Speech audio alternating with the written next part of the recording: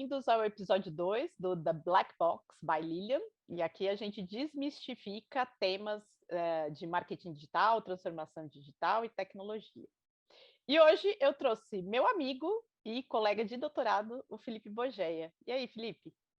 Tudo bom, Lilian? Olá, pessoal. Tudo bem. Vamos começar aí falando de você, quem você é, como você começou nessa área de marketing digital.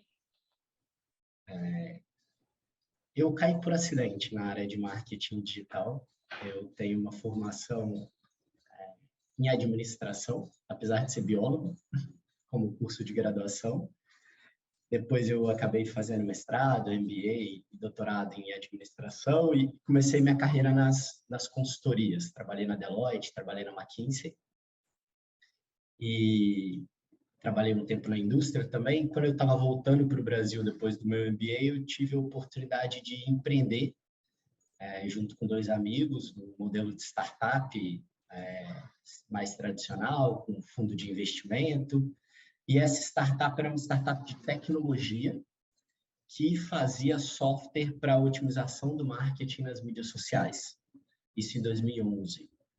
Então, eu caí um pouco de paraquedas nesse mundo de marketing digital, muito mais com um viés de empreendedor, um viés de alguém que queria construir uma empresa de tecnologia. E então a gente começou a fazer esse software e começou a vender esse software para os anunciantes e também para as agências. Depois de 1 ano, 2 anos vendendo, eu achei que tinha uma oportunidade no setor de agências, eu achei que tinha um gap, um espaço de ter uma agência especializada em marketing digital. Isso era 2013. E quase 10 anos atrás, né, já. Então, eu, junto com um dos sócios, o Fred, a gente entendeu que tinha uma oportunidade de empreender abrindo uma agência de marketing digital, porque não tinham tantas no Brasil com conhecimento naquele momento. Então, a gente abriu a F2F, que é a agência que eu sou sócio, que eu estou até hoje. E aí a gente começamos a aprender um pouco o que é ser agência, o que é fazer marketing digital. E na medida que a gente foi ganhando contas, a gente foi trazendo pessoas com competências e conhecimentos diferentes. Hoje a gente tem aproximadamente 150 pessoas. O negócio começou com 2, mas hoje são 150 pessoas, atendendo grandes contas como LG, Harley, pedaço do Itaú, pedaço do iFood, Lopes, GE, enfim, contas expressivas. Então, eu acabei caindo no marketing digital muito mais por oportunidades de empreender. Foi assim que eu cheguei nesse lugar. E aí um pensamento para dividir com vocês, gente, é sempre mais fácil você empreender em mercados que crescem. Sempre. A onda te empurra naturalmente. E o mercado cresce, então você não tem que ficar roubando um monte, né? Ganhando market share. Um pouco isso, Lilian, a trajetória e como eu cheguei até aqui. Legal, mas você fala que você entrou no marketing assim meio de paraquedas por oportunidade, né? Mas quando a gente se conheceu, quando você entrou no doutorado, 2014? Acho que mais para frente, pode ser por aí. Porque eu acho que você estava fora do Brasil. Eu estava fora do Brasil, eu te conheci quando eu voltei. É, E aí você foi fazer o doutorado na área de marketing digital, está isso. publicado e tudo nessa área, né? Então você tem conhecimento acadêmico nisso, né? Tenho. É que eu começo a discutir marketing digital no final de 2011. Então, quando eu fui para o doutorado em 2014, eu já estava na agência, na F2. Então, sim, eu acabei tendo um conhecimento teórico também, e óbvio que ao longo desses anos eu sempre fui estudando, fui aprendendo, tanto na teoria quanto na prática. Uma coisa que me ajudou bastante foi o fato de ser professor, né? Então, por dar aula na pós-graduação da SPM, da GV, da FIA e outros cursos em company, a gente é forçado a estudar e aprender e a estruturar nosso pensamento. Então, isso também é uma forma que me ajuda, me força a aprender e caminhar no conhecimento. Legal, e hoje produz conhecimento, até comigo, né, que a gente tem alguns artigos aí juntos. Vamos colocar na descrição do vídeo, na descrição do áudio, esses links aí. E para quem está ouvindo a gente, eu acho que a gente tem dois públicos, né, diferentes.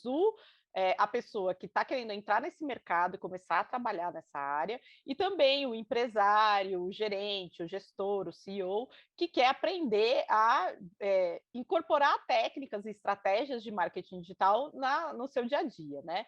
Vamos começar com esse lado aí, falando da agência, né? Para quem não conhece a agência e tal, quais são as grandes áreas, assim, o que é que a agência de marketing digital faz que é diferente de uma agência tradicional, né? Ou que é igual?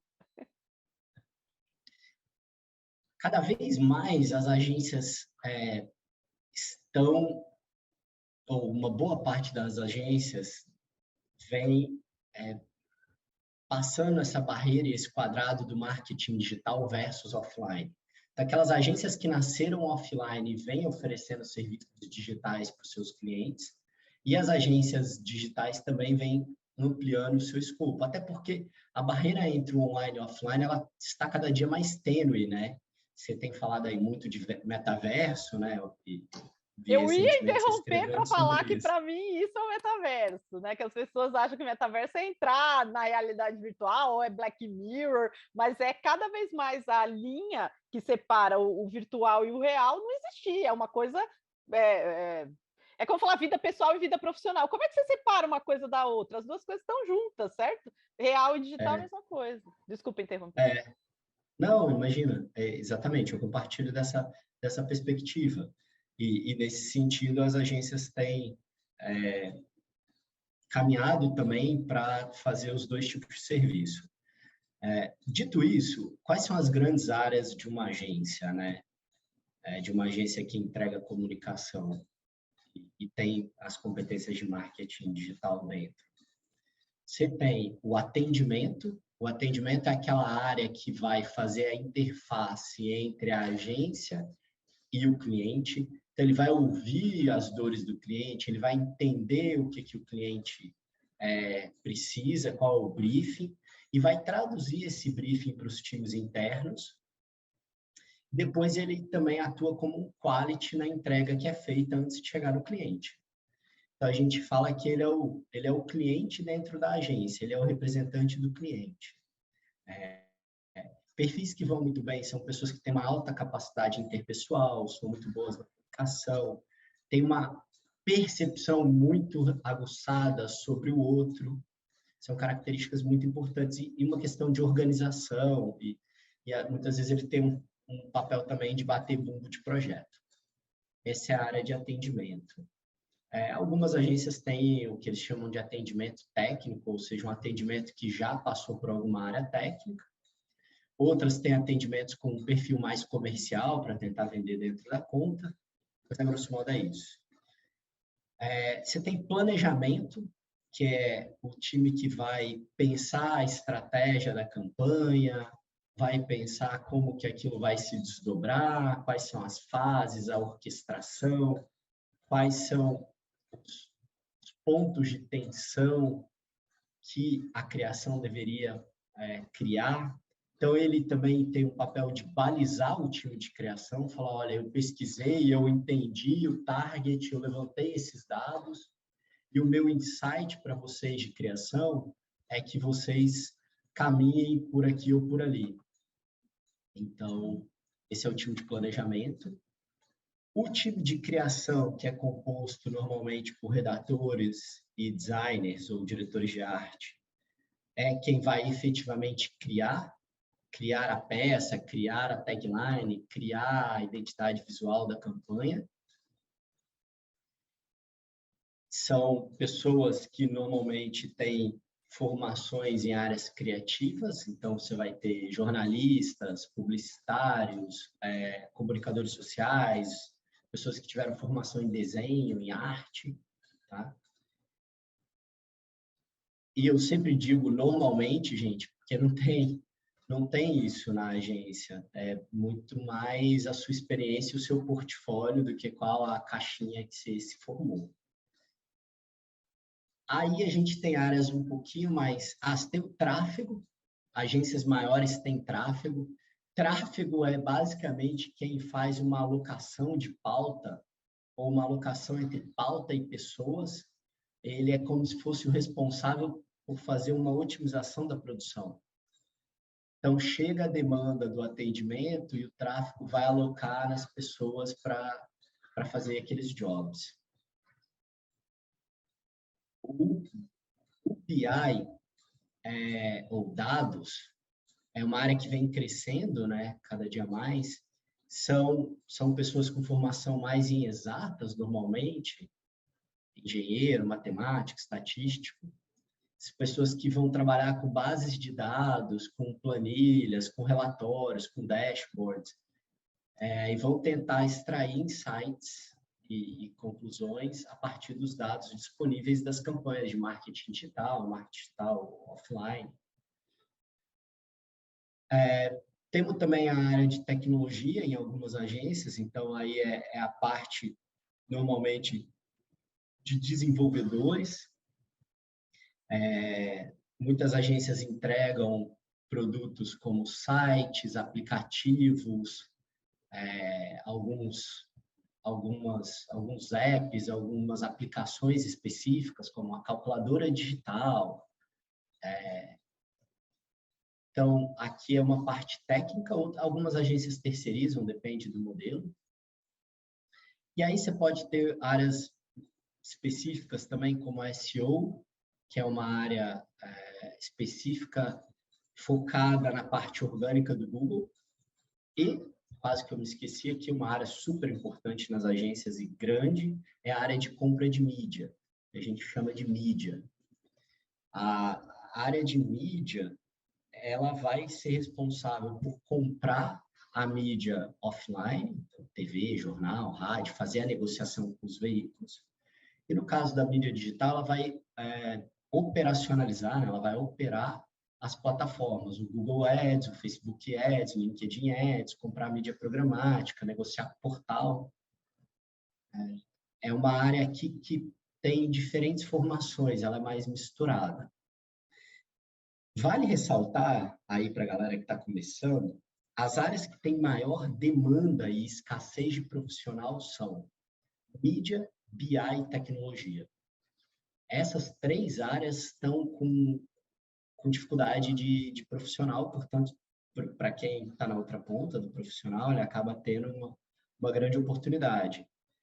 Por que essas áreas estão em alta demanda? Nos últimos anos, gente, houve uma explosão de e-commerces. Quando você abre um e-commerce, obrigatoriamente você precisa comprar a mídia, você precisa ter BI para te ajudar com os relatórios, com os tagueamentos, com os dados, e você precisa de tecnologia para fazer e manter o e-commerce. Então, esses profissionais começaram a ficar em escassez, não só pelos e-commerce, né, mas várias empresas vêm aumentando muito seu investimento em marketing digital. Já nas áreas mais criativas, tem ainda um volume grande de profissionais, então a gente não sente essa demanda tão aquecida.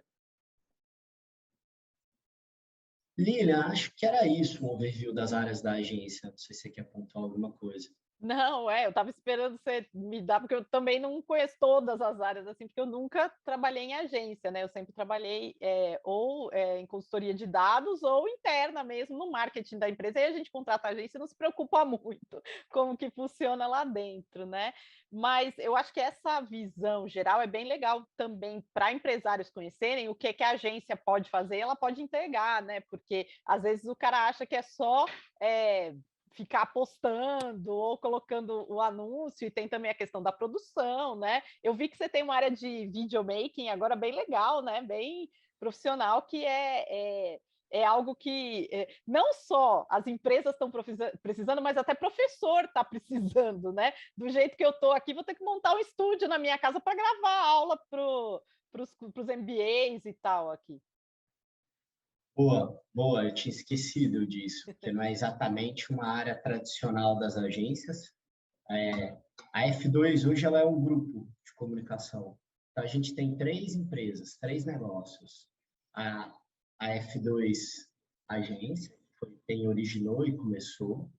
Depois a gente criou a F2F Filmes, que é uma produtora audiovisual. Isso a gente criou 2 anos depois que a gente começou a agência. Então, a gente percebeu, lá atrás, a gente já percebeu que vídeo era uma tendência que vinha muito forte. Então, é uma das áreas que mais cresceu, tanto é que virou um negócio separado. Porque a comunicação digital ela é cada vez mais audiovisual, né, Lilian? Veja o que a gente está fazendo aqui. Qual é a rede social que mais cresceu? TikTok. É só vídeo. E diferente de outras redes sociais, o TikTok veio para ficar. E é difícil produzir vídeo, né? Seja para dar aula, enfim. Aí o Covid potencializou isso. Enfim. Então, a gente tem essa parte, mas é mais comum das agências terceirizarem para as produtoras. Na prática, a gente tem 2 empresas, né? Uma agência e uma produtora, só que uma acaba trabalhando muito junto com a outra. E mais recente, a gente criou um terceiro negócio, que é a Flora Produções, que é uma agência especializada em eventos, online ou offline ou híbridos, porque era uma necessidade que os clientes começaram a nos pedir. O que eu acho que uma agência deveria trazer para os seus clientes? Como que eu acho que, agora falando para quem é empresário, para quem é gestor e está avaliando, de maneira geral, uma agência ela deveria te ajudar, primeiro com a estratégia. Não só ela deveria te ajudar, como você deveria convidá-la para participar da discussão estratégica, porque também cabe ao cliente abrir esse espaço. Vou dar exemplos reais. Em GE e Lopes, por exemplo, a gente faz workshops juntos para a gente definir a estratégia de marketing digital para o ano seguinte. Então, a gente conduz um processo estruturado de planejamento, de workshop, de revisão entre a agência e cliente, trabalhando como um único time, para entender quais são as oportunidades que a gente tem para o ano subsequente. Então, uma agência deveria trazer estratégia para a mesa. E estratégia é ter a capacidade de olhar para o objetivo de negócio e transpor esse objetivo de negócio para uma estratégia de comunicação e marketing. Então, eu quero ganhar market share no Nordeste, eu quero aumentar a penetração na categoria de pasta de dente e tal. Isso é o objetivo do negócio. Agora, como que eu pego esse objetivo e falo, não, então, dado esse objetivo, esse é nosso público, essa é a nossa mensagem, essas são as plataformas que a gente vai atuar, aqui é onde a gente vai priorizar, isso aqui que a gente vai medir, tá aqui um roadmap. Isso é trazer estratégia para a mesa e não discutir se o post vai ser verde ou verde claro. Isso é micro. Que é onde muitas vezes fica a discussão acontecendo. É bobo. Então, uma agência deveria trazer estratégia. Outra coisa que uma agência deveria trazer é criatividade. Por quê? Porque na comunicação, o produto final é uma peça. Não tem como. Vai terminar num vídeo, num post, num tweet, numa landing page, num banner. Então, vai terminar em algo audiovisual ou visual, ou uma combinação. E aí tem que sim ter uma capacidade de estética e de inovação, de entender quais são os formatos disponíveis, o que é melhor, se é um vídeo de 15 segundos ou 30, como que a gente faz um vídeo diferente. Acho que isso é algo também que a agência deveria trazer para os seus clientes. Estratégia e criatividade. Uma outra coisa que as agências podem aportar é na parte de dados. Então, a agência também, até por ter mais referência e ter benchmark, você consegue trazer para o cliente, falar, olha, na minha experiência em outros clientes, o seu custo por lead está alto, está baixo, o seu CPC está caro, ou não, isso aqui tá bom, tá ruim. Então, pelo fato, por exemplo, a gente tem 20 clientes, tenho 20 clientes de diferentes setores. Tem automotivo, tem hospitalar, tem farma, tem tecnologia, tem bens de consumo. Como você fica olhando os indicadores em vários clientes, você começa a ter referências na cabeça. E aí você consegue trazer isso para o cliente, porque um número solto, você teve um CPC de 60 centavos. É ruim ou é bom? Não tem É como a mesma saber, coisa, né? se você não tem algo para se amparar, não, né?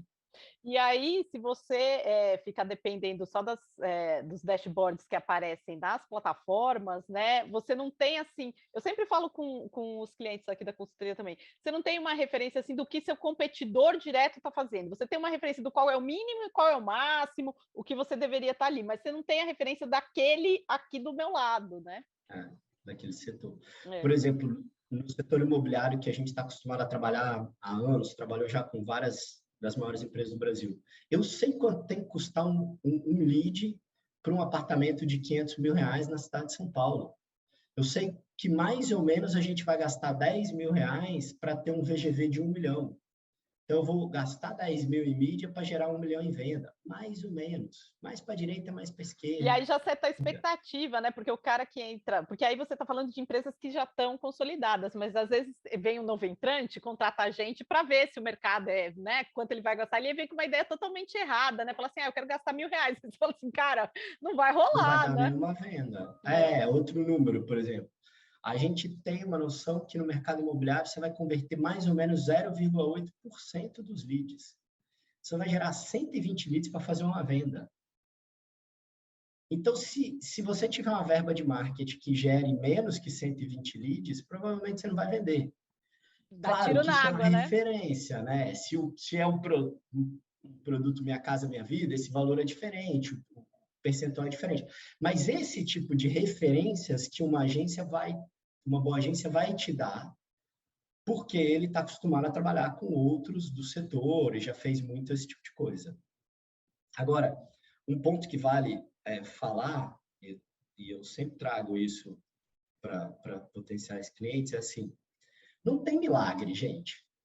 A agência é igual advogado, é igual contador, é igual profissionais de serviço. Se você pagar pouco, você vai receber pouco, porque ele vai ter que contratar um júnior para te atender. Não, meu budget é pequeno. Então, você tem que diminuir sua expectativa. Por quê? Porque o outro lado é uma empresa também, que precisa dar lucro. Então, você tem, vamos dar números reais, você tem 5 mil reais para gastar com uma agência. Gente, um estagiário custa 1.700, 2 mil reais. O cara vai colocar um estagiário e meio para te atender. Aí o Um cara vai número... pensar assim, eu imagino o empresário ouvindo essa coisa, vai falar, então vou internalizar, que era o que eu estava pensando em te perguntar na próxima, né? Vou fazer aqui dentro. Só que aí você vai ter que tirar do seu core, o seu business é vender apartamento, vender tomógrafo, vender, né? Você vai tirar do seu core e vai virar uma agência dentro. Você tem tamanho para isso? Muitas vezes não, né? Esse ponto é interessante. O que eu acho hoje, depois de um tempo?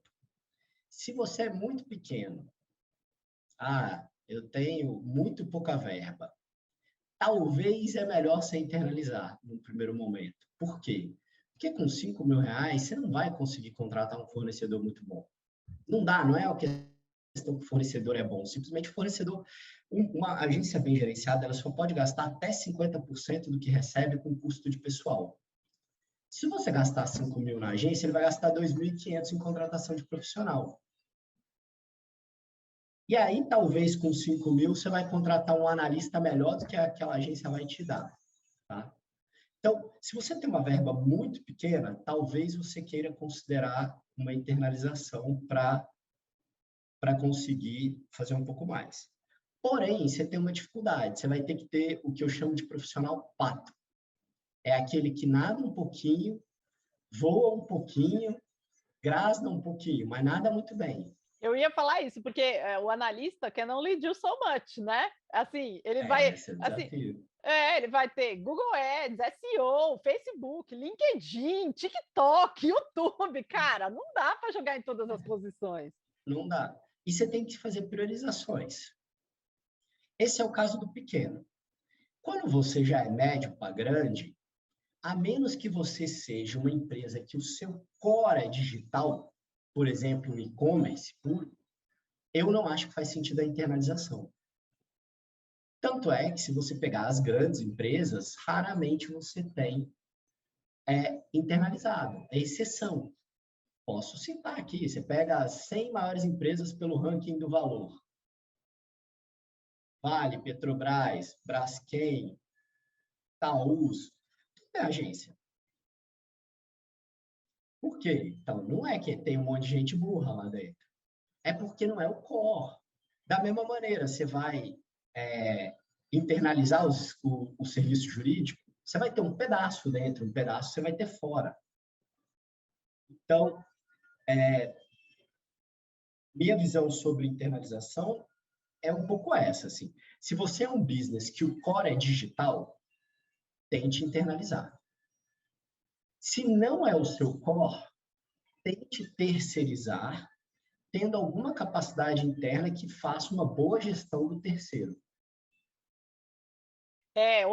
Esse é o outro ponto, né? Quando o cara põe para a agência, fala assim, se vira, entendeu? E isso não é só, como você está falando, na agência média e grande, né? No pequenininho também acontece. É como se o cara falasse assim, agora está seu, mas não tem como você deixar. Ele não está no dia a dia do negócio para conhecer esse negócio tão bem quanto você, né?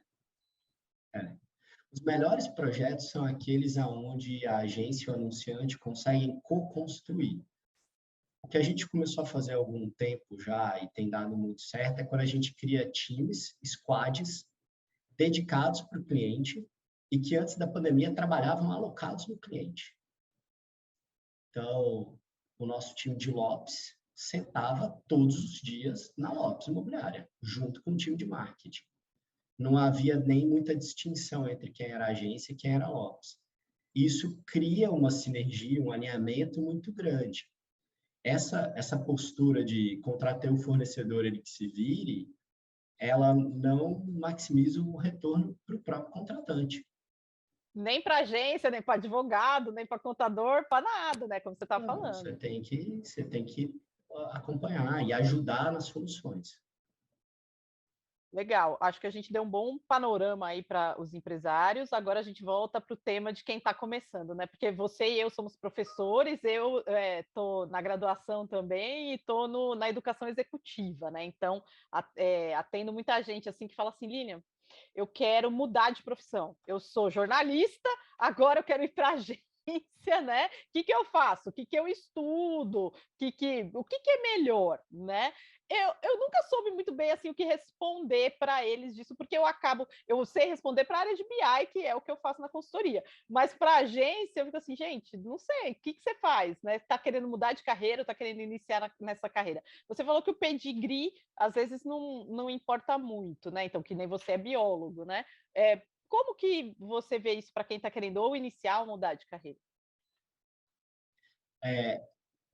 O que eu acho que é mais importante, a agência é muito acostumada com isso, são as suas experiências, mais do que o título em si.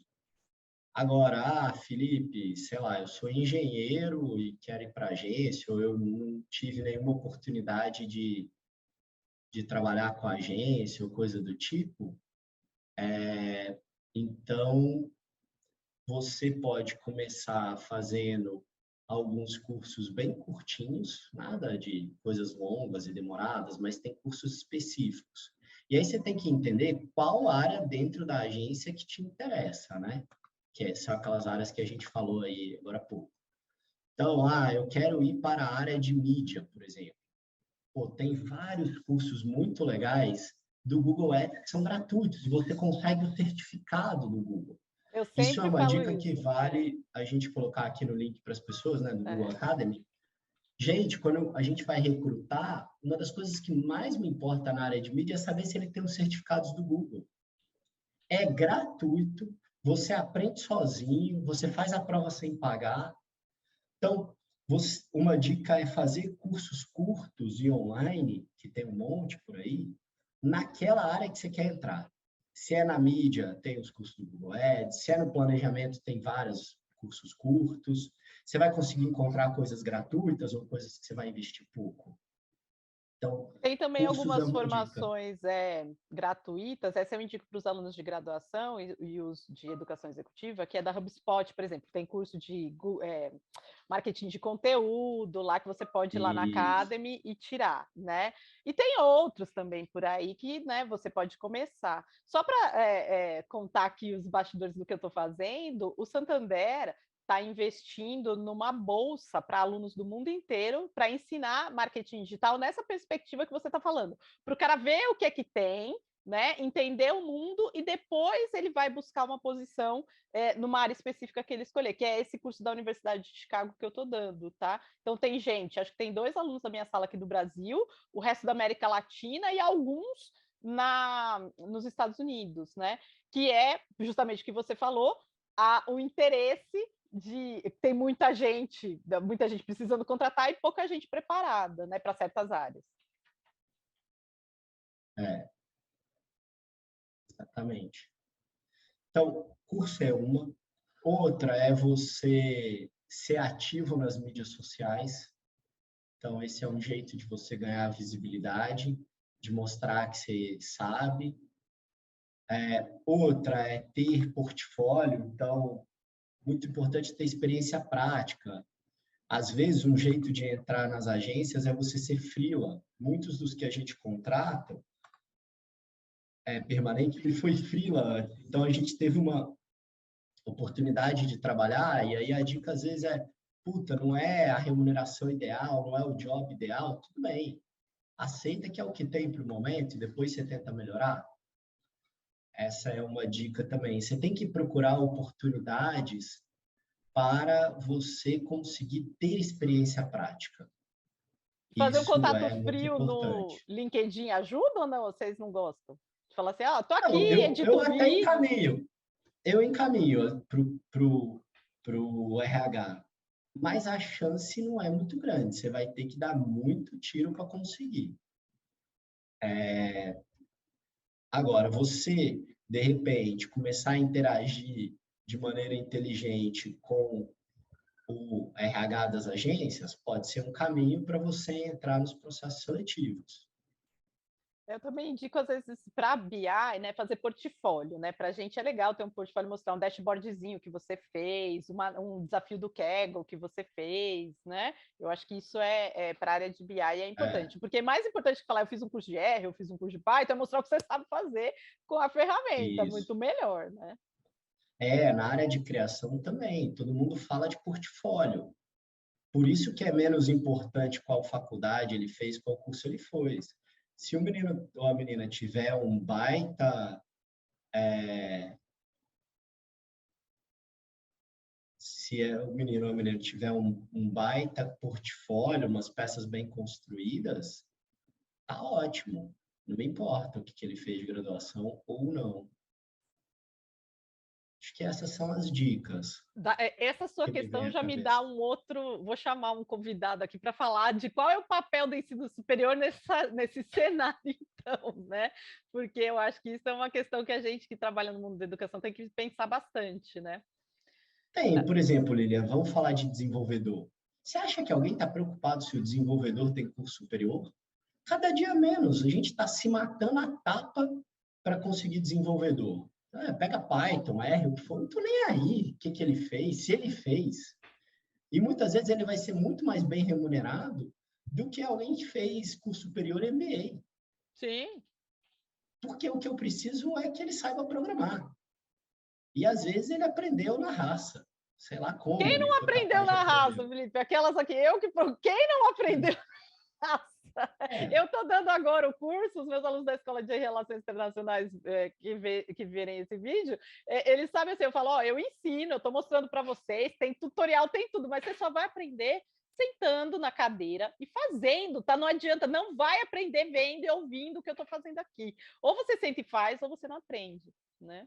E para desenvolvedor é a mesma coisa, né? Para, sei lá, o full stack, né? O web developer, tal. Ou faz, ou sentar na mesa sentar na cadeira de aluno da aula não ajuda muito nesse sentido, né? eu também acredito. Vale, esse vale um podcast para essa discussão, um debate aí de Vale qual um é o papel podcast. e como que a gente deveria. Uma coisa que eu tenho tentado fazer nas minhas aulas é sempre ter casos de ensino e experiências práticas para aproximar um pouco mais da realidade, do mercado e tal. E é por isso que tem também muito treinamento em company, né? Então, assim, a gente lá na consultoria oferece essa área de treinamento e é totalmente customizado. Então, o cara me dá a base dele, os dados dele, a gente faz os estudos de caso com os dados reais, né? Já tem curso até de estatística que a gente faz mostrando com os dados da empresa, entendeu? Então, vamos mostrar o que é uma média, uma mediana, né? Uma variância, uma dispersão aqui com os dados, sei lá, de qual que é a distância do cliente para o centro de distribuição, ok? Para a gente começar a trabalhar a distribuição do produto. É assim que a gente faz. E às vezes tem muito mais resultado um curso desse de 6 semanas, 8 semanas, do que o cara fez estatística 4 na faculdade, né? É verdade? Legal. Eu acho que a gente cobriu essa parte aqui de carreira e tudo, mas fica aí aberto para vocês mandarem comentários e perguntarem mais, e a gente pode até fazer um round 2 se tiver bastante questões. Aí a gente vai terminar falando um pouquinho dessa sua experiência de líder, né? Porque nem sempre você esteve nessa cadeira, você já foi liderado também, né? E tem MBA, mestrado, doutorado, tal. Como que você vê esse seu papel de liderança e como que você se preparou para isso? Boa. Liderar é uma coisa super difícil, né? Porque ele envolve relações humanas. Tudo que a gente envolve pessoas, né, e sentimentos e percepções, são áreas desafiadoras, né? Liderar, ser pai e mãe, se relacionar com seu cônjuge, enfim. Dito isso, o que eu vou responder primeiro assim, o que eu acho que é um papel de um líder? Eu acho que o líder ele tem talvez 3 funções principais. Ele tem uma função que é definir diretrizes e prioridades.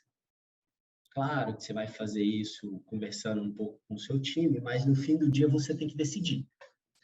Eu brinco que gerenciar é uma democracia de ideias, mas muitas vezes é uma autocracia em decisão, né? No fim do dia alguém tem que tomar. Então, o líder tem que ser capaz de falar, gente, o norte é esse aqui, a direção é essa, a visão é essa. Não precisa ser o líder visionário Bill Gates, Steve Jobs, né? Isso aí é muito, mas pode ser também, mas para os mais medianos, você tem que dar uma clareza de onde você quer chegar e qual é o papel e a importância que o time tem nesse caminho. Esse é um papel importante do líder. Outro papel do líder Guarda, só para pode fazer uma falar. interrupção, porque eu vou pôr no link do vídeo, você falou assim que existe uma democracia de ideias, mas na hora da decisão muitas vezes precisa de uma autocracia, né? Precisa alguém, uma hierarquia, né? Tomar a decisão. E aí, como o nome do podcast é The Black Box, eu estou tentando colocar isso na área da ciência, né? Tem um livro maravilhoso sobre quando as decisões, ele fala de geopolítica, de empresas e tal, é um cara que eu adoraria conhecer, o Niall Ferguson, já li todos os livros dele. Esse historiador, ele tem um livro chamado A Praça e a Torre. E aí ele fala situações nas quais é melhor uma decisão colegiada ou democrática, e quando é melhor ter uma decisão hierarquizada. Vou contar o spoiler do fim do livro. É assim, ó, em momentos de incerteza, em momentos muito como a gente está vivendo agora, né, infelizmente na Ucrânia, né, a decisão precisa ser tomada de forma autocrática mesmo, porque senão não se age, entendeu? Vai ficar debatendo o que vai fazer enquanto as pessoas lá estão sofrendo. Então, é essa a conclusão do livro. Mas continua, desculpa te interromper. Eu, com menos conhecimento teórico que a Lília, né, gente, eu sinto isso na prática, assim, eu acho que uma boa parte das decisões são autocráticas e é papel e responsabilidade do líder e ele vai ter que assumir o ônus e o bônus disso. E com o tempo você vai aprendendo a tomada de decisão. Um outro papel fundamental do líder é fornecer feedback e coach para os seus liderados. A gente no Brasil não tem uma cultura tão forte de feedback, mas deveria ter, porque o feedback é um presente. Os americanos falam, feedback is a gift.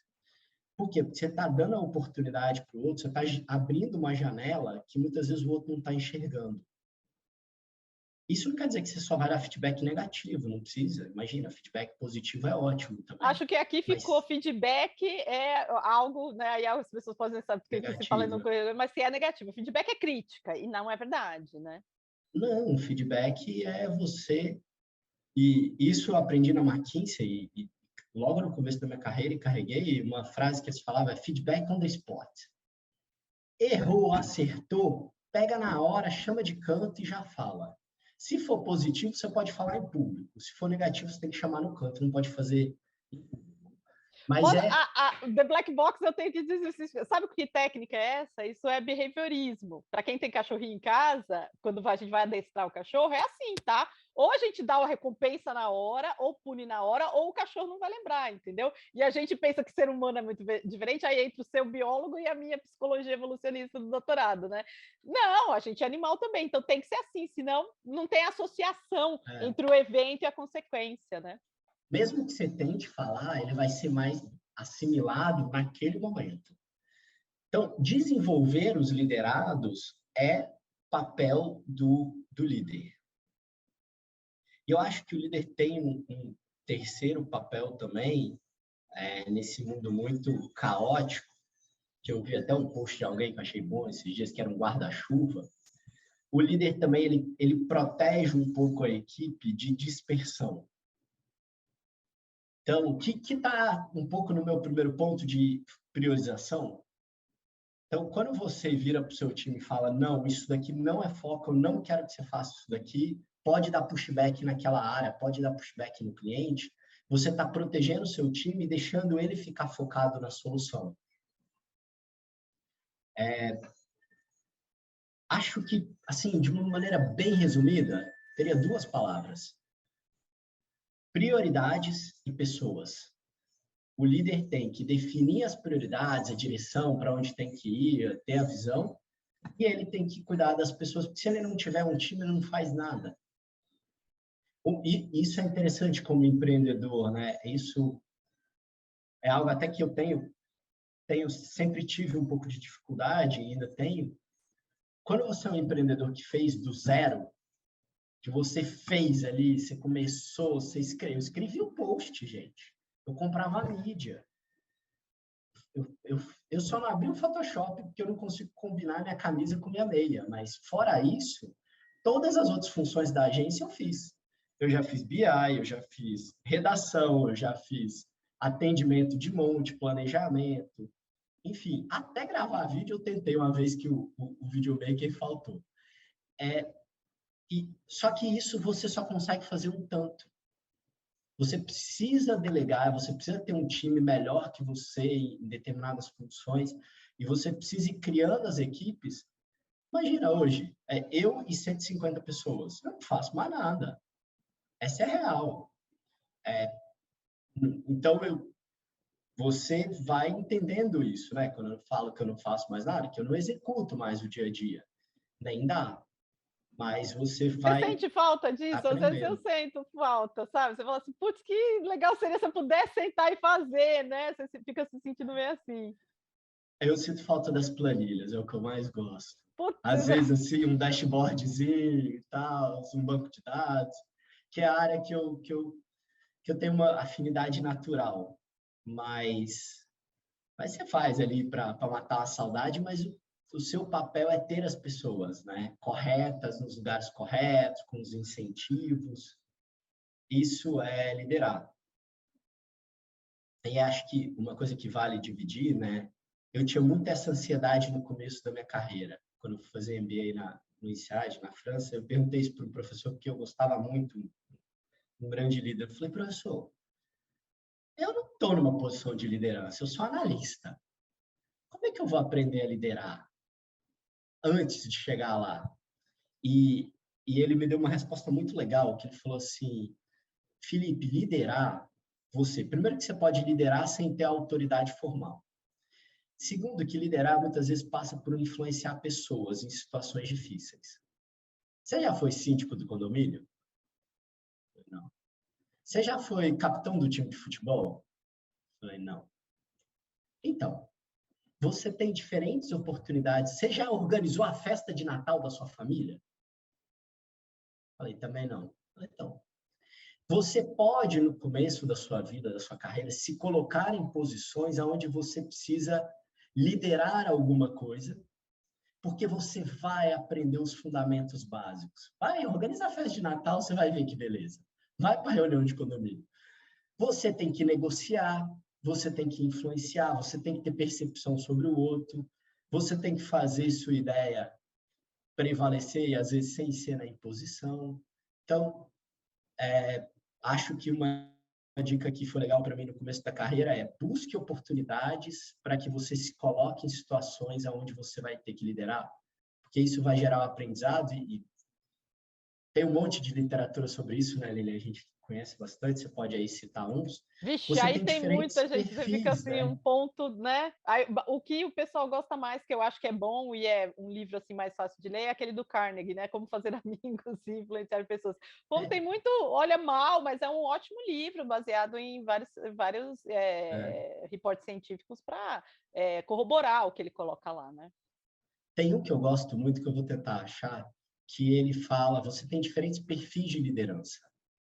Então, você tem um perfil de liderança que é seu inato, mas os grandes líderes, eles são capazes de adequar a situação, que é o que você falou. Então, eu estou numa situação que a empresa está indo muito mal, por exemplo. Você tem que se tornar um líder mais autocrático.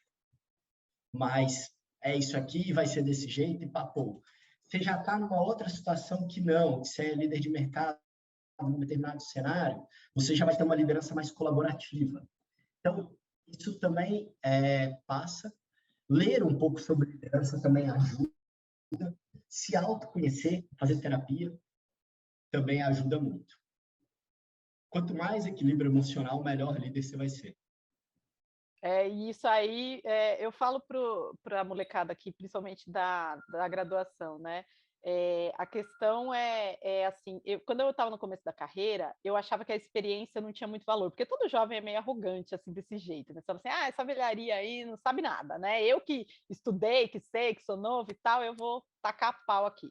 Mas, conforme eu fui ficando mais velha, eu fui tendo mais humildade, assim, de falar assim, putz, será que eu estou pronta para isso, né? Será que isso é uma situação que eu estou mesmo preparada? Eu comecei a ter mais esse receio. E a experiência prepara a gente para isso, né? Essa semana eu fui lá dar aula para esse curso de Chicago, e aí a menina, ela tinha, sei lá, uns 25 anos, a assistente que me acompanhou, falou assim, e aí, professora, você está pronta? Eu falei, filha, eu já faço isso há 14 anos, não estou nem né? Tô prontíssima aqui, porque tem também a questão da repetição, né? Quanto mais você se coloca nessa posição que você está fazendo, eu fui síndico, eu organizei a festa, eu organizei a viagem, eu liderei um grupo, aí eu liderei uma equipe, um squad na minha empresa e tal. Você vai ficando mais confortável com a posição, né? Tem várias. É a mesma coisa na tomada de decisão, né? Eu sinto hoje que eu tomo decisão sobre o negócio quase todos os dias há 10 anos. Então, e quando eu tiver 20 anos, eu vou ter uma maior capacidade, né? Enfim. Legal. Acho que agora você acha a referência do livro para a gente colocar aqui nos comentários e nas informações do vídeo e do áudio, né? Eu vou colocar o do Dale Carnegie, que eu falei aqui para quem não conhece. E quer terminar o episódio com alguma dica? Onde achar você em outros lugares? Se você tem canal, perfil no LinkedIn? Será um prazer conectar com quem quiser, falar sobre marketing, sobre estratégia, sobre comunicação, sobre empreendedorismo, que é um tema que toca meu coração. Eu tenho um perfil no LinkedIn, é Felipe Bogeia, né? Depois a Lilian coloca aqui no link, Vou fiquem à colocar. vontade de se conectar comigo. O site da agência é f2f-digital.com. Lá também tem um pouco mais sobre os trabalhos que as empresas, a agência, a produtora de eventos estão fazendo. E vamos colocar os artigos que a gente tem junto, né? Que a gente tem uns aí, Verdade. colocar esses artigos aí, vou pôr na Temos descrição um também. pouco de metodologia que a gente já fez sobre social media, sobre adoção. É isso aí. Felipe, muito obrigada por você ter participado aqui do podcast e eu espero que a gente tenha outras oportunidades de falar aqui, tá bom? Obrigada também a Sigam todo a mundo. Lília e seu podcast. Eu que agradeço, Lília, pela oportunidade. É sempre um prazer falar contigo. Obrigada. Tchau, tchau, gente.